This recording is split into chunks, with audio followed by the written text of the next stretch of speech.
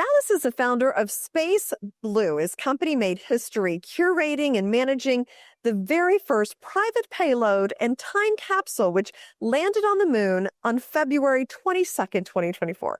Dallas is back with us today to expand on the commercial aspects and how tokenization of digital and analog assets stored on the moon and in outer space are being tokenized into Bitcoin assets on Earth today. So Dallas, great to have you back. And you're at Art Basel. Sure, that's a wonderful time. Yes, it is. I've been coming here for years. This is my 6th year in a row. Wow. Okay. Well, let's talk about prior to the private payload landing on the moon, how many noteworthy artifacts of human culture or art have been placed on the moon? And can you tell us what did your payload place on the moon? Sure. So prior to our mission, we were the first mission to land since 1972 for the United States and NASA. And prior to that, there's not that many artifacts on the moon, nothing of, let's say, cultural value. There is a photograph that was placed up there. There was a rumor about Andy Warhol having a little thumbnail-sized artifact, but that's never been verified. And in the art world, you need verification. You need third parties that can say that it actually happened, and NASA's denied that that actually happened. So I think that goes into the bucket of mythology. So there are, unfortunately, there's trash. Bags of trash. You can read about it online if you want to search it. There's bags of trash. So certainly not anything on the scale of what we were the first in civilization to do, and that's to put a museum, an archive of 77,000 artifacts up there that spans tens of thousands of years of our history and music, from the Sumerian culture, the very first stone tablet that a song was recorded on. My goodness. Yes, there's an etched engraving of that as a copy up on the moon, and that's going to outlast even the Sumerian tablet that's here on the Earth. And there's also music files that are stored up there. There's a couple of movies that are stored up there. If you're a sports fan, I'm a sports fan, so I couldn't skip over how collectors are interested in sports. And so I brought in some of my friends in sports. I have a sports executive background. I brought some of my friends in who are, pretty knowledgeable in sports. And we took a couple of years arguing over athletes and over whether or not this basketball player should be recognized, or this professional football player, or Formula One. I was just at Formula One in Las Vegas and looked down at the list of race car drivers, and I saw one of the race car drivers that we have their name inscribed on a plate on the moon. So there are 400 athletes, and we haven't even gone public to discuss this yet. There's 400 athletes, including collectibles. There are items that Tom Brady, as an example, wore that became collector items, and we purchased them or acquired them and then made digital copies of them and sent them up there. So in the sports world, there's incredible things up there. In the numismatic world, now that's one of the things that there is a space history on. In the early space missions, a golden coin, eagle coin, was sent up to the moon with the astronauts, and that's considered today the rarest, most valuable coin ever in the numismatic world. It's literally categorized as priceless. Now, there's copies of it that have been made, and you see on television sometimes from time to time at the anniversary of these dates that they're sold as collectible items. But so that is the one thing. There's also some stamps that made it up there in the previous missions that were brought back to the Earth. They were very controversial. I want to bring this up. I forgot to mention this. The stamps were brought to the moon by the 2 astronauts. They were fired by NASA for doing this.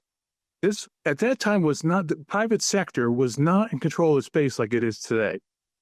Okay, so what happened is that the astronauts were fired. They did sue NASA. They did win their case, and they got their stamps back.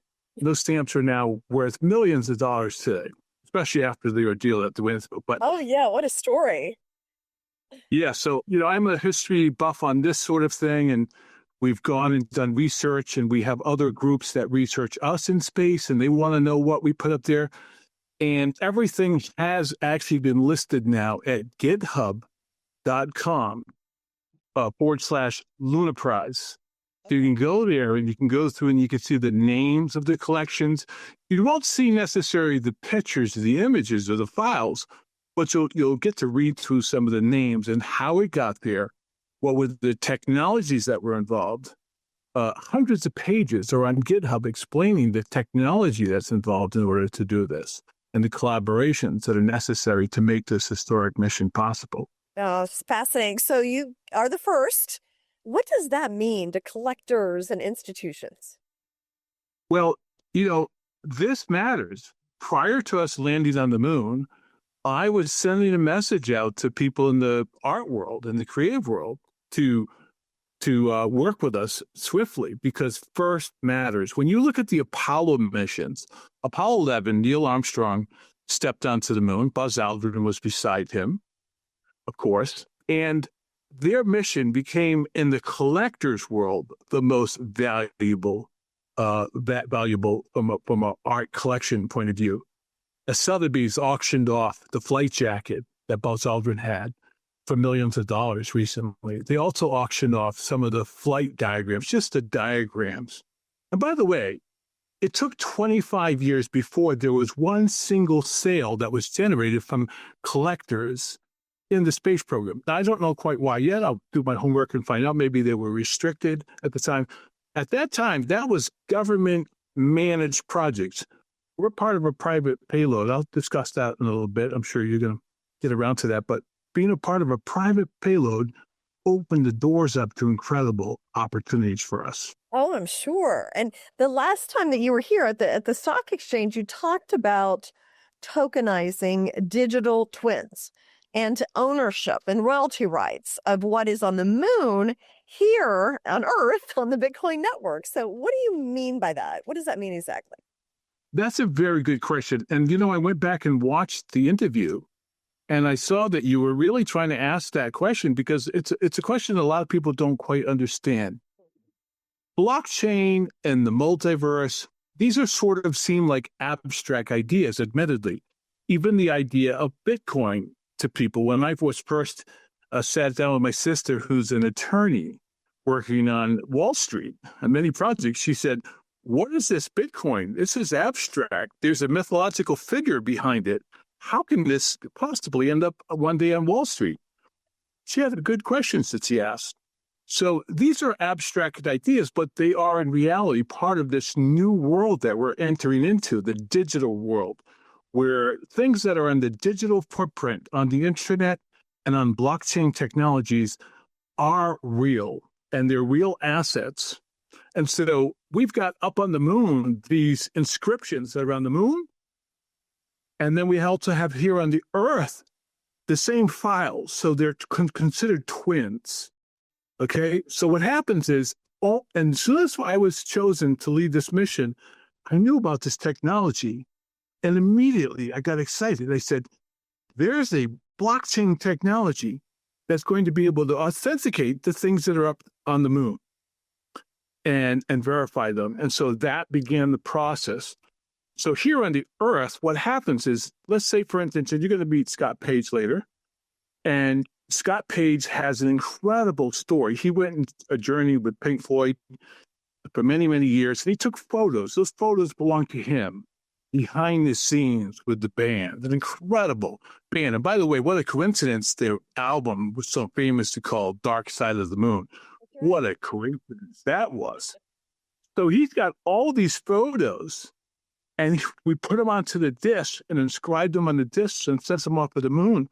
But he also has the photos here, and now he's tokenizing them and inscribing them onto Bitcoin and has plans to put them onto other protocols as well. So those images will be stored on the Bitcoin network forever as well.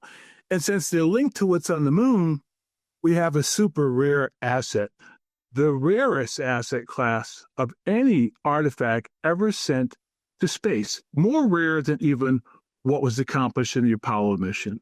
Okay, can't wait to hear what that is. And besides Bitcoin, will you tokenize on other blockchains like Solana or Ethereum or XRP? Yeah, we just did that. In fact, we're keeping an open mind to XRP and the things that are happening with that, especially in the banking industry, our own government here in the United States, interest in utilizing that platform in the banking industry, perhaps even on Wall Street. And of course, Solana, which is an incredible lightning fast network. We just did that. We actually took the Lunaprise project, which has been tied to the lunar landing of our payload, and inscribed that onto not only Bitcoin, but we've also now inscribed that onto Solana only last month. Okay, so also now you described when visiting that part of these initiatives by the U.S. space program is to open up to the private sector. Of course, we've seen that, SpaceX, Blue Origin, and others. How can your projects win here with privatization and end up commercializing not just past missions, but future ones? Well, Scott, Page, and I are aligned about one thing. We are aware, we're what they call OGs. Old guys, I guess that means. We've been in the blockchain media space since the commencement of it, the very early days. And we were inscribing things on the blockchain before Michael Saylor and some of these other figures got involved with it. Some of these very famous people on Wall Street, we were doing this. And some of it was experiments. I took the very first Nike sneaker, collectible sneaker, and I inscribed it onto the blockchain. I was curious about that, and then worked with the Academy Awards to do the same thing. So we know that, this is a very important thing that's evolved. Now, timing in life is everything. God bless America. Here's why. What happened was in the last administration, the Trump administration, not this one, but the previous one, a legislation got passed to create the privatization of space, commercialization of space, and allowed private sector to really take a leadership role. If that had not actually gone into effect, we would have been like the guys that got in trouble with NASA with the stamps, okay? If we wouldn't have any authority to go into space. Because this is a private mission, the authority of the artifacts that are placed under the moon are placed up there by the Payload company, Galactic Legacy Labs, which I am now the chairman of, and also Space Blue, the curation company. So that's who the authority is solely by, because it's private sector. So we had the authority to do these things. This was a private payload that we paid for. The investors in Galactic Legacy Labs paid for it to go inside the capsule atop SpaceX to go to space. Okay? So this is a private mission. This is where space is going. Because of that, we own this project. And we own the property that's associated with it. Or the artists, the creators, or the joint venture partners that we have that we're collaborating with own these properties. So that doorway only became into place because of changes in legislation. Then the perfect storm came, which was that now we knew, well, this could be kind of controversial, sending artifacts that we intend to put on crypto one day as an asset. We knew that. And we looked around and saw what NASA's attitudes were and what SpaceX's attitudes. Some of the collaborators, they didn't have authority with us with regards to this, but we didn't want to upset them. And thank goodness what ended up happening. Prior to us launching to the moon, Bitcoin was declared not a security. So we said, that's where we're going to focus on Bitcoin.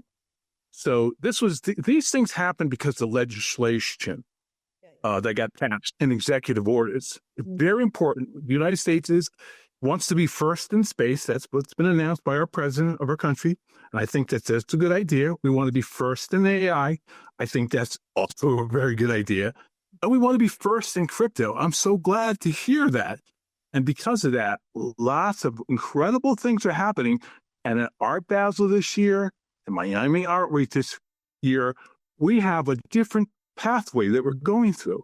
We're going through now with the tokenization of art onto Bitcoin that was landed on the moon.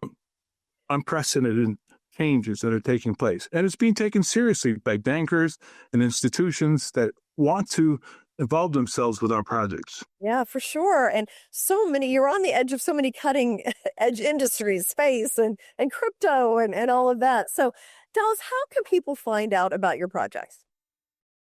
Sure. So the curation company that curated this mission under my leadership is called Space Blue.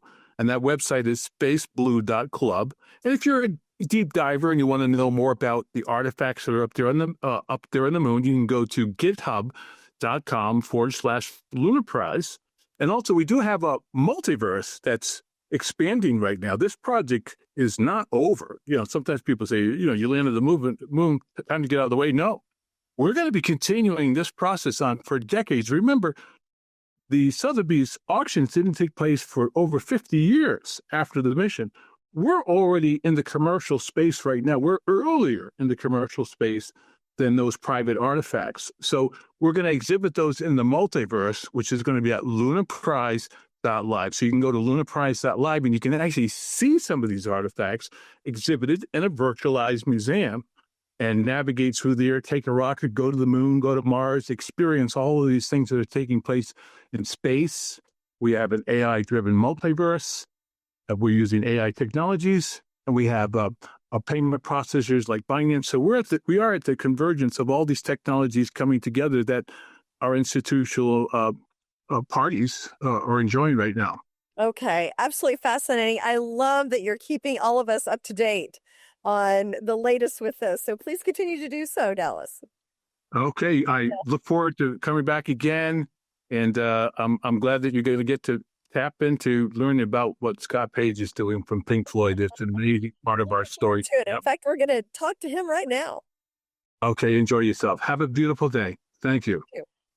Scott Page is best known as Pink Floyd's touring sax player and rhythm guitarist from 1987 to 1994, performing on albums and world tours. After his time with Pink Floyd, he co-founded several music tech and Web3 companies, becoming prominent in the blockchain music space and an advocate of tokenization of art and music on the blockchain. He was selected to have his catalog of photos, art, film from his tours and life story placed in the Lunaprise time capsule that was sent to the moon. So, Scott, what a cool project this I'm is. still pinching myself that I'm on the moon. It's a trippy thing to look up there and imagine all my entire life history. I put my entire life history up there. 7,000 of these twins were etched into this special hard drive, last a billion years. And so when I look up at the moon now, I can't believe it. I actually have stuff sitting on the moon. Oh my gosh, what a cool. What's funny is I actually put Pink Floyd on the moon, and they don't even know it yet. Right. So that's kind of a funny on the dark side.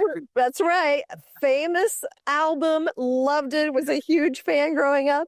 So tell us what went through your mind initially when you got the opportunity to place your story, your life, your art on the moon. First of all, I didn't believe it because I figured, people talk about this stuff all the time. Right.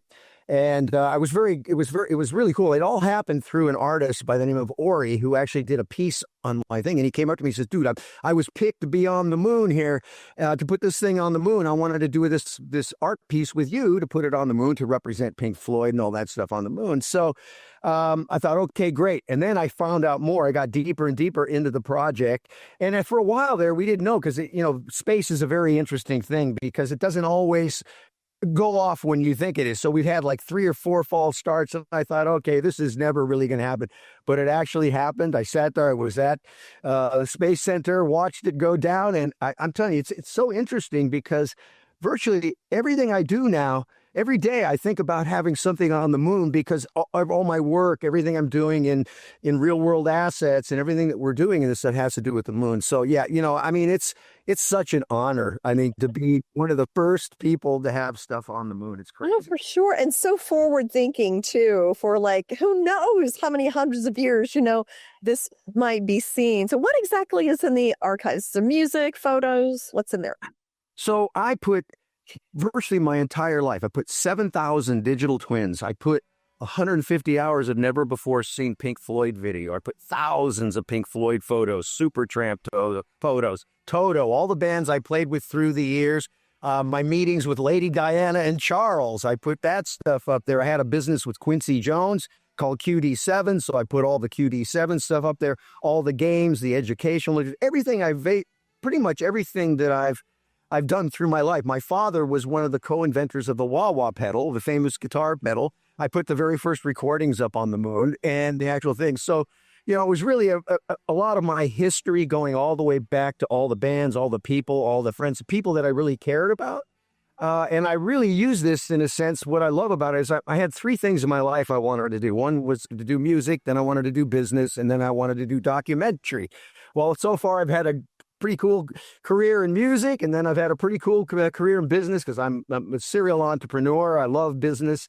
I had 5 companies. I had a NASDAQ company, so I've been, hello NASDAQ, back in the day. And so I've been a pretty serial entrepreneur, business person, art person, and very excited of all the stuff I put in. Look, because now we're basically turning those into real world assets, which we'll get into, I'm sure, talking here in a few minutes. So yeah, it's really supporting the business model because I've been very much a tech person, really focused on technology through years. Like I said, all my companies have been tech companies. I work with engineering and design and building mobile messaging networks and all types of things. So I have a sort of a dual thing. So putting all these assets up there feeds my business ambitions, that what I want to do. So now I'm actually getting ready to launch my my Moon EXP, my Moon experience. I'm doing my Floyd experience. I'm going to show my collection of, or pretty nice collection, not all of it, of my Pink Floyd photos that were actually put on the moon.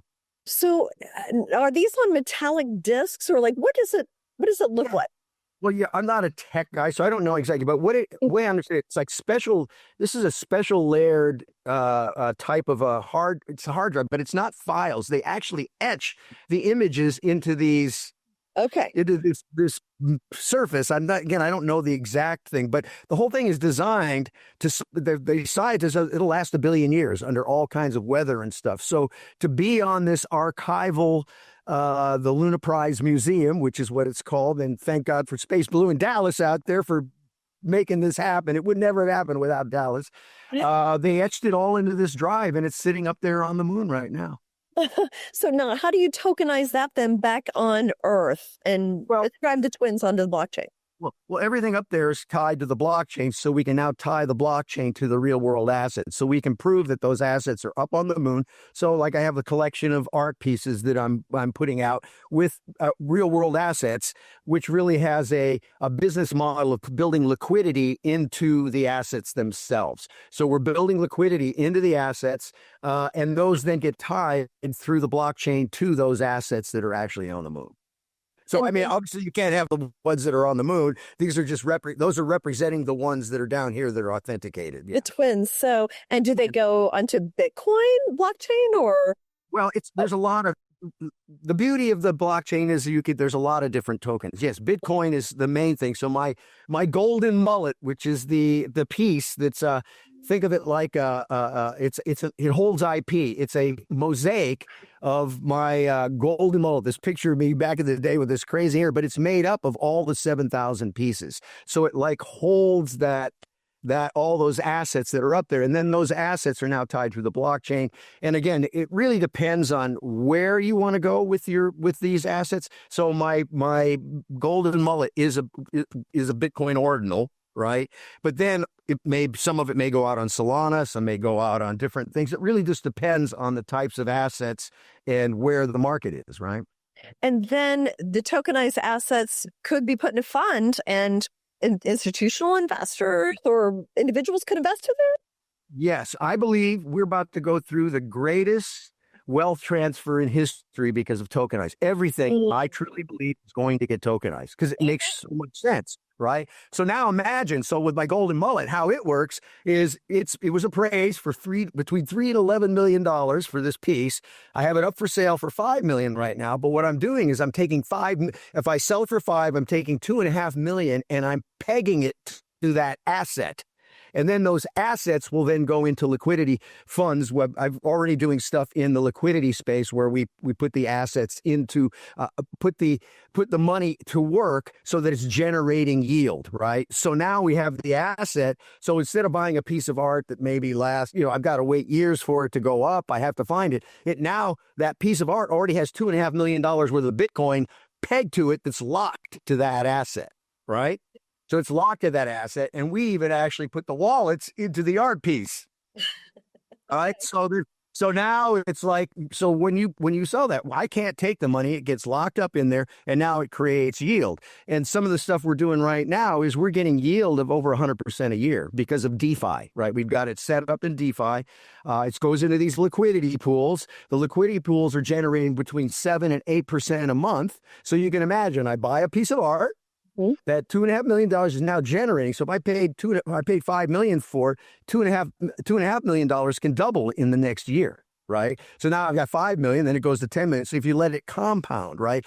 So the way we're building this is really where we can take a certain amount of it keeps compounding so that the money keeps growing. But you can think about this. This could be tied to anything. So imagine a loyalty program. Nike has a pair of tennis shoes, right, that they sell for $150. They say, hey, Mr. Buyer, I'm going to put $50. I'm going to put a third of that money into this pool. Your wallet's connected. Now you're going to start generating revenue. So everything you buy can now start generating revenue. And then over time, what happens is it actually pays for itself. So this is all about circular economies. My whole thing is about building DeFi and liquidity into real world assets and creating circular economies. Okay. Yeah. Yeah. So I mean, it's fascinating. I mean, real estate, there's already efforts to tokenize stocks. I mean, so many different things. And the blockchain gives it the proof of ownership, the proof of provenance, revenues, that authenticates the whole thing. Yeah, and again, you could use this model for anything. I mean, think of it as a sales tool for the person selling it. I have a friend that has a tiny home company. He's getting ready to open a tiny home village. I said, what if you sold those tiny homes? Let's say they were 100,000, but you told the buyer, I'm going to put 50,000 in this pool and I'm going to share this revenue with you. Right. So now all of a sudden the dollars start rotating. I buy that tiny home. I'm getting a paycheck every month. Right. That's like a crazy model. Right. And then it can pay off over time. And you could say, as the person, because of the blockchain and the little robot network that handles all the transactions for us, I could say, all right, I'm going to give you 100% of that liquidity until your house is paid off. Once it's paid off, we'll go to 50-50. So now I'm generating revenue. It's offsetting my rent, and at the same time, I'm living in my house, and I'm still growing my equity at the same time. Yeah. Crazy models. I mean, I think decentralized finance and what we're about to go through is about to revolutionize everything. I mean, this is crazy. Third world countries, everything, because now we have these direct-to-consumer, wallet-to-wallet transactions that we've never had before. So it's very exciting. And people can participate in assets that they'd never been able to before with blockchain. So now this exhibit of your work is online. Where can people go and see this? Yeah, so it's up on the Futureverse. I don't have the actual link to it, but it's the Lunaprise. If you go to lunaprise.live, it'll help you figure out. It has the links to go there. Okay. I'm also going to be showing it during our Basel week at the Sagamore Hotel. I'll have my exhibit up there. They can come and see the physical pieces. And the beautiful part is we can start putting these assets in different places and then allow people to access them for the first time. Yeah. Oh, Scott, so exciting. And what an amazing life you've had. Like, you've been a musician and now you're doing this wonderful technology that could upend the economy. And it's just also interesting. So thank you so much for joining me. Thank you very much for having me. It was wonderful to talk to you this morning. You too.